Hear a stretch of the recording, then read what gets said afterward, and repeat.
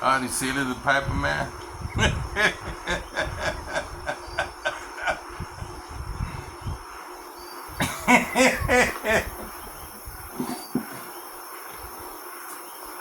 Looking at myself, how lazy I got. Howdy, folks. How you guys doing? Here with my Dublin Rossi. I really like this Rossi. It's starting to edge out my Northern Pipe. I mean, you get through periods, and then the battle is on. Like, where you gonna smoke with what? So, I'm battling now with the Captain a Black Original I found, and my Black Cavendish. That's it for the week. Then I'm gonna finish the week smoking Cavendish. Then I hit my Balkan blends all next week. Latakia, Perique, English.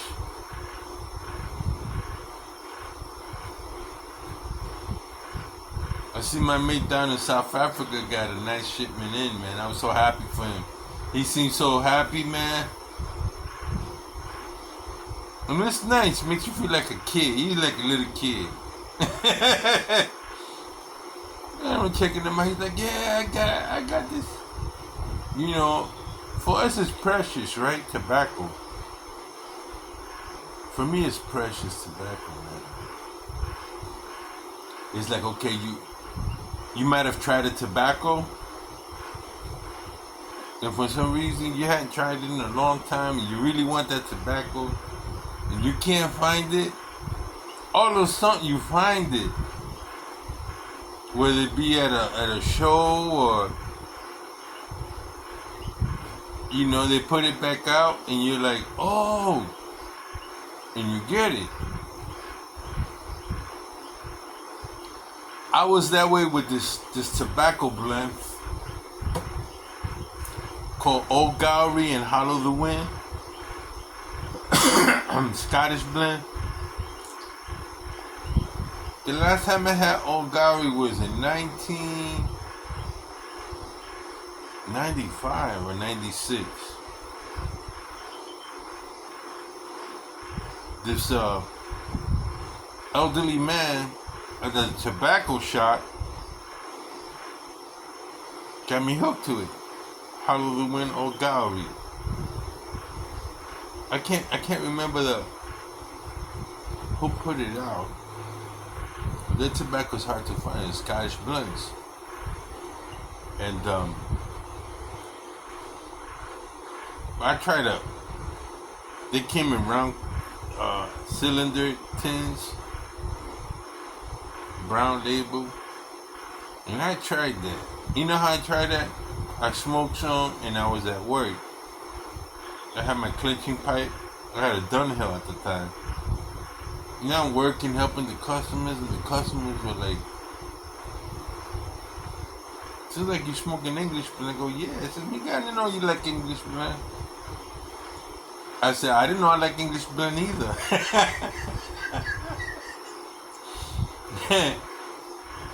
Boy, I said, "Damn, I really like English blend. I really, it was a Scottish blend. And one had like a little bit of liquor, whiskey or something in it. And I smoked in the Hollow of the Wind, an Old Gowrie,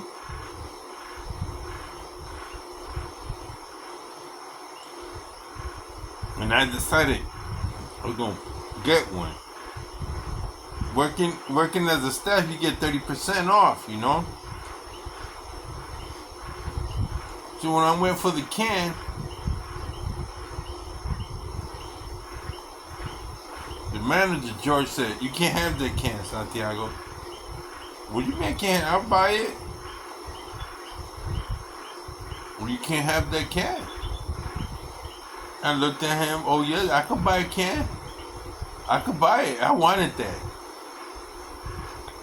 So he wouldn't tell me why I couldn't have the can. "Why can't I have it? I got the money, I could buy it. You don't have to give me you don't have to give me no percentage off. I want it. He says, even if you paid a little extra, I couldn't give it to you. But why, George? So George was standing at the end of the counter. I go, you gonna see? I was pissed off. I was like, then old McIntosh comes in. He's an old man who had a walker.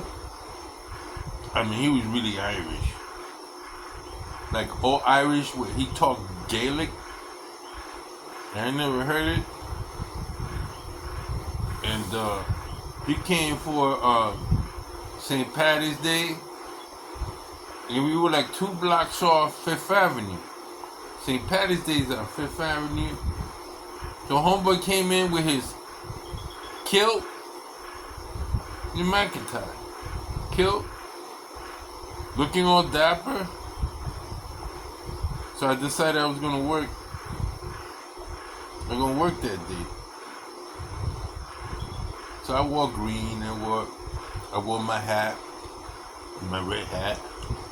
Didn't have that one. I had another one. Put it on. I have Wallish. That's like my boy. 2 ancestors of the Wallish. 2 ancestors of the Celtics. So they were calling me the Black Irishman. So, and I love it, man.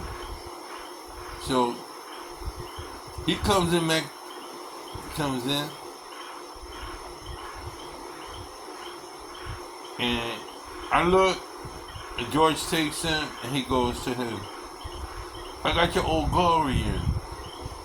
That man was so happy. Oh, I've been wanting this for a long time. Finally, I got it. That man had been in every store in New York trying to buy Old Gallery. Now George, for some reason, had found some in the basement that was sitting there for like ages. And it's about 10 years old. McIntyre, oh great. And then he points, he says, oh, Miguel there, Santiago wanted to get it. He turned around, he went like this here.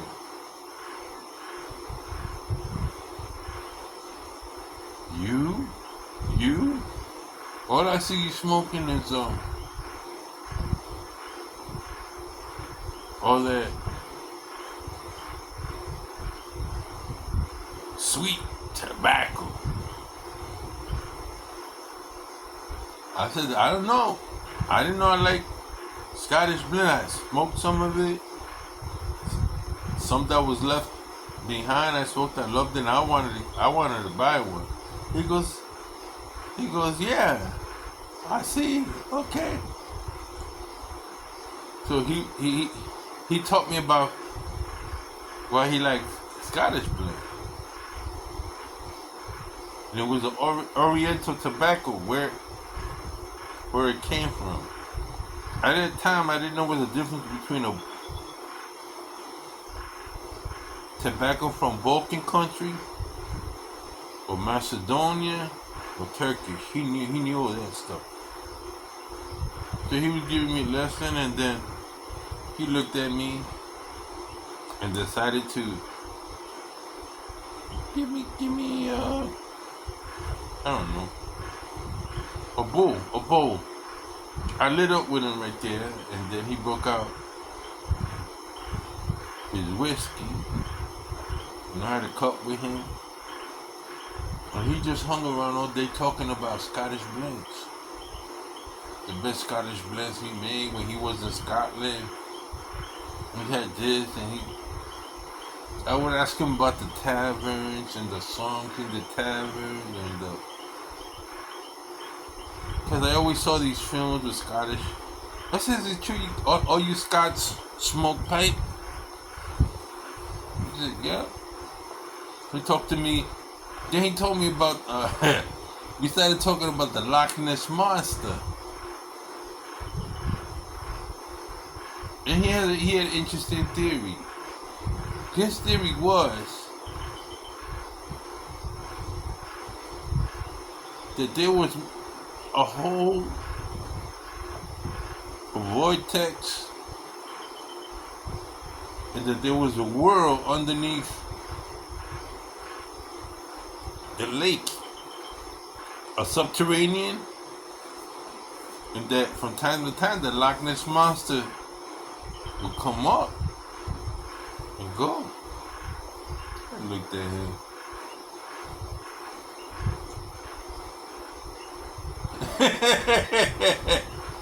You know, for some reason they still doing research to try to find that thing. Now, talking about that, I was very interested. I used to watch the Adventures of Superman on TV. Clark Kent, Mountain Report, of the great metropolitan newspaper fighting the never-ending battle for truth, justice, and the American way. Pastor, they had these episodes called A Moment, in which they were drilling. This oil rig was drilling into the ground. They got to a certain depth. They stopped it. For some reason, they stopped the drilling.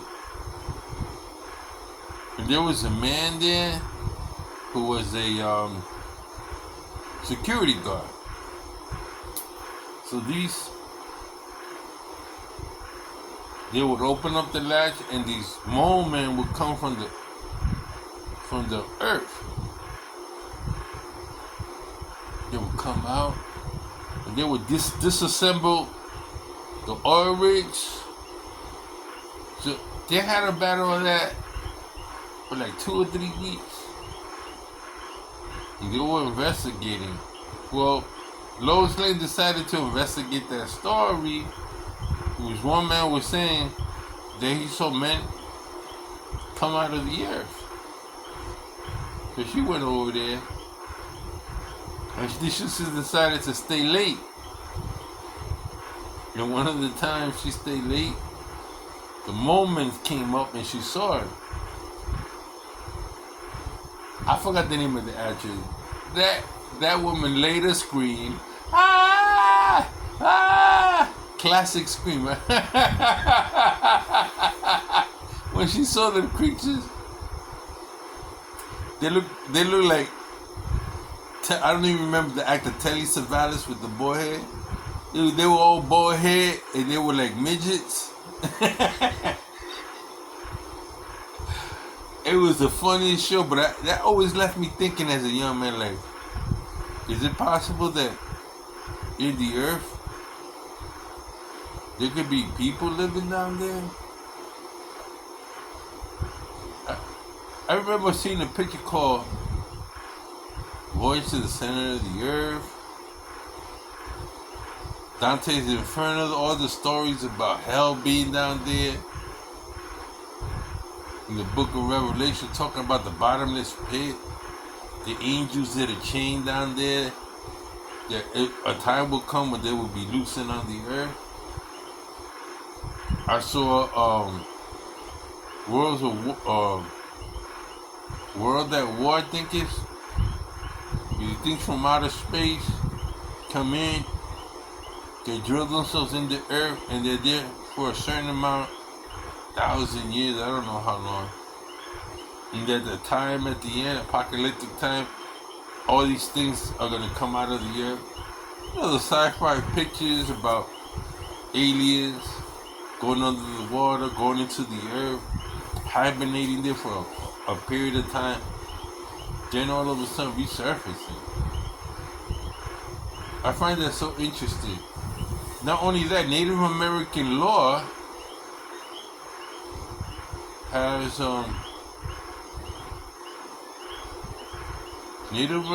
has similar myths about people that lived in the earth.